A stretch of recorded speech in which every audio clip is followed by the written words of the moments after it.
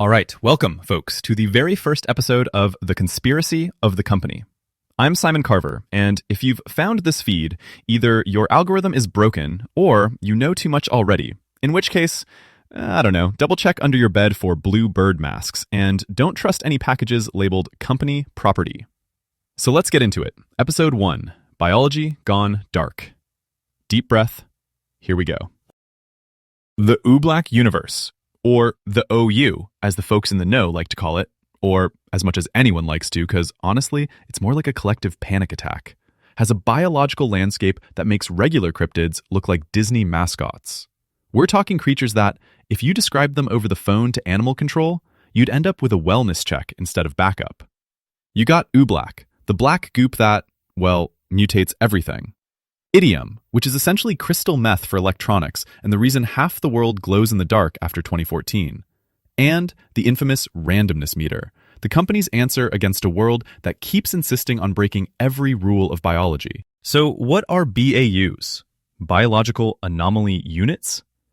If you've ever heard rural rumors of stickmen running through abandoned mines, well, those are stricures, or murkers, flesh-born things that smell like hamburger left in a sauna, and will patiently stalk you for 9 months just to make a horror podcast episode out of your family.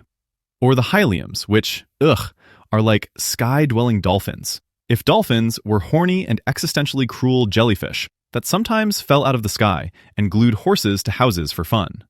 I always want to say, that's a terrible analogy, but really, it's just a terrible reality. Now, let me play you a field transcript from the 1988 Maine stricker discovery. I've got the audio on hand. Picture it. A cave, 80 feet down, 6 a.m., Dr. Patricia Helmsworth and her crew. Here's the raw stuff. No jump scares, but you might gag. Buzzard, don't touch the blobby thing. Oh, God, that's your cell wall being ripped open. And Buzzard, bless his heart, tries to poke it anyway. That's why it hurts. Ow! Dark, funny, and horrifying. That, my friends, is why you never put improv comedians on a field expedition.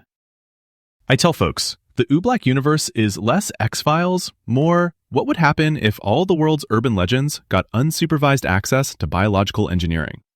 These anomalies, they don't just eat things, they reshape food chains and urban legends, and they build a trail of missing hikers, shredded livestock, and traumatized internet posters hiding on forums with names like V, Snurkles, and Chill. You know, people act like all this started in 1995, like the world just glitched and spat out monsters overnight. But the truth is, the company had warnings years before the public ever saw a stick figure thing darting through a busted mineshaft. By 95, it was too late. A phenomena boom, 1 million strange deaths a year, and suddenly the public realized something hungry was staring out of the woods and sky. Because that's the Ooblack universe, part petri dish, part horror show. And if you look under a rock anywhere, odds are something's looking back. Now, let's drag ourselves out of the mineshafts and into the online trenches. The phenomena boom years, 95 to 2008. God, what a time to be alive if you loved ecological collapse and poorly designed government warning posters. Wild BAUs everywhere. Stricures, murkers, hyliums, and every weird new ecosystem you could imagine. 1 million dead a year, and still, people treated murkers like beefy raccoons and called hyliums weather balloons. Sometimes I can't tell if that's collective ignorance or just wishful thinking. But the weirdest part? There's always that 9% who know something's up. Voilettis and Rosies.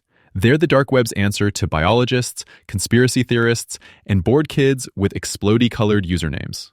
Their forums are like the world's crappiest support group. Piles of memes, purple avatars, and more password changes than I ever want to attempt again. Gifted power memes, Ribbert edition. Look, if you've never seen a rabbit punch a wall at 460 miles per hour and then accidentally start a forum flame war, then you weren't online during the lavender years. Yes, lavender, gifted power. My divorce papers, unknown greatness. Don't at me.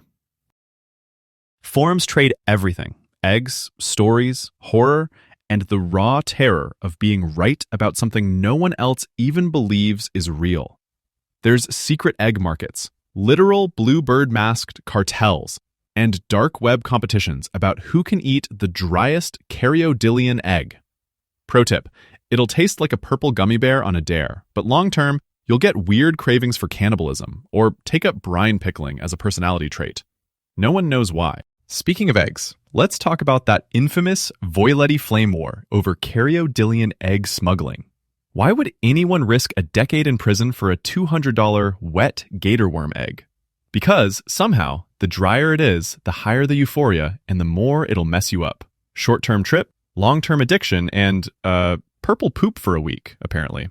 I only posted lavender, gifted power, my divorce papers, unknown greatness as a joke, and 100 comment thread bloomed overnight. Nobody on the outside cared, but inside those forums, internet war. Memes, gifs of Merkers getting stuck in attics. People are wild, man. But let's be real. Most folks will spend their entire lives walking past company property fences, never knowing what nearly ate them, never feeling the paranoia of 100 encrypted forum tabs. The 9%, the Voiletis and Rosies, speak this strange hybrid tongue. Terror and snark, internet memes laced with survival advice, and the sense that if you Google too deep, you might end up on a list. Not the good kind either. And the rest? 90% of people still think the company is just a story. Lucky them. Behind the dark web, there's always another forum, another trade, another thread about gifted power memes that will make no sense out of context, but could end up being the only warning you get before a ribbard nest turns your attic into a demolition derby. Sometimes I peek into those threads just for the utter insanity. Sometimes I remember I started half those arguments by accident. Good times. All right, let's talk about the company, capital C, and that wonderful labyrinth of secrecy, disposable personnel, and duct tape laws holding it all together. Behind every anomaly, there's a paper trail, an amnesty-wiping chemical, and at least one D-class who was told, "You're doing important work," right before getting launched at a blender the size of a minivan. The Mormony Codex, by the way, is less a law book and more a battered survival guide, written by someone who lost 3 lawsuits, a finger, and all trust in the human race. Company sites are held together with coded threats and that tired, "we're protecting you" mantra. Amnesty, in this world, means erasing your mistakes and the people who witness them, usually with something that leaves your brain feeling like soda gone flat. Let's rip the lid off one D-class horror, the Blender incident. A guard, a love triangle, some dark romance gone rot. Audio transcript redacted. But "I am the monster of all evil. It's time" reads as both a confession and an announcement that things are about to get very, very wet. It's funny, if you're the sort of person who handles stress by laughing at the worst possible time, raise his hand. Tragedy, uncomfortably close to slapstick, only with real consequences. And why, for the love of everything, should you not go outside at night? Because nothing good crawls out after midnight. Urban explorers end up as breeding grounds. Abandoned buildings are BAU spawn points, and the AMF's experiments at making normal fake humans created amalgamates so uncanny that even their own admin staff noped out. Seriously, if someone blinks on the wrong beat in your office, maybe just call in sick. We haven't even touched the AMF's Field Document Archive system, FELDAS, pumping out commentary like, "Humanity didn't just lose the plot, it forgot which book it was in." When company ops go wrong, they classify, redact, neutralize, and pretend D-class eaters didn't really happen, all to keep the world spinning just a little bit longer. So that's your first dose, a world of anomalies, half-buried law, and chaos tucked beneath a veneer of normal. If you're still listening, well, you're either a Voileti, a Rosie, or, God help you, someone who accidentally clicked the wrong forum link. One episode in, and I'm already worried my internet history is a crime scene. Thanks for joining me on Biology Gone Dark. Next time, we're digging deeper into the black market, eggs, memes, and underground violence. Stay safe, don't eat the purple eggs, and if you hear a sky dolphin laughing, run for cover. See ya.